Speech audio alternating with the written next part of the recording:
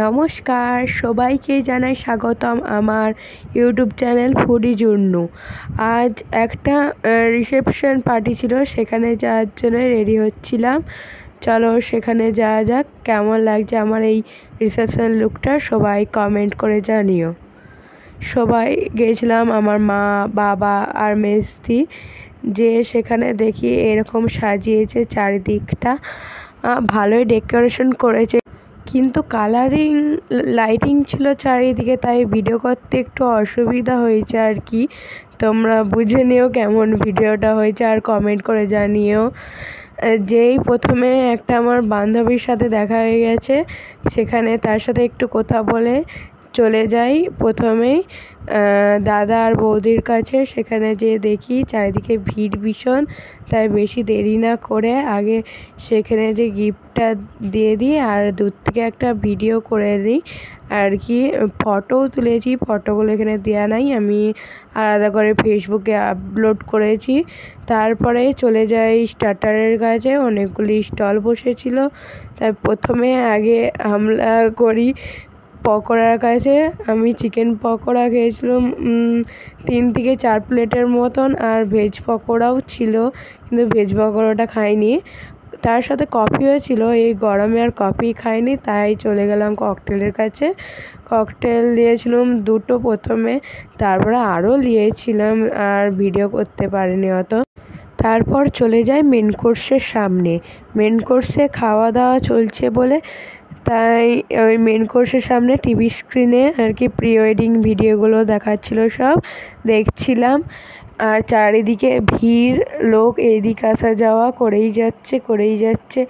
আর আমরা ওখানে দাঁড়িয়ে দেখছিলাম প্রি ওয়েডিং ভিডিওগুলো, সত্যি সিনেমাটিকের মতনই লাগছিল। মেন কোর্সে খাওয়া দাওয়া চলছিল, দেখো কেমন ভিড় হয়েছে। তারপর আমরাও ভিড় শেষে বসে পড়ি। ছোট ছোট কত সুন্দর ওয়াটার বোতলগুলো দিয়েছে, কিন্তু আমি প্রথমেই জলটা শেষ করে নিয়েছিলাম খেয়ে। তারপরে দিয়েছে প্লেটের ওপর কলা পাতা, টিস্যু পেপার আর আজকের মেনু কার্ডটি। টিস্যু পেপারটি আমার হাতে রেখে মেনু কার্ডটি দেখছি এ তো স্বাস্থ্যসাথী কার্ড, তাহলে নিশ্চয়ই এটা কাজে লাগবে, তাই আমি এটা বাবাকে দিয়ে দিলাম। আর মেনু কার্ডটা বেশি না দেখে রেখে দিয়েছি। তারপরে অনেকক্ষণ ধরে বসে লেবু এলো, তারপরেও অনেকক্ষণ বসেছিলাম আর কি, তার জন্যেই চারিদিকটা দেখালাম। আমার পাশেই মেজদি বসেছে। তারপর চলে এলো স্যালাডে 2টো গাজর আর একটা শসা দিয়েছে আমাকে। আমি গাজর খাই না, তাই গাজর 2টো বাবাকে দিয়ে শসাটা খেলাম। শসাটা তাও আবার তিতো ছিল খুবই। তারপর এলো পানির পাসিন্দা খেতে না খেতেই চলে এলো নান আর পনিরের তরকারিটা দিতে একটু দেরি করেছিল আর কি। 2টো পনির দিয়েছিল আর একটু গ্রেটটা দিয়েছিল।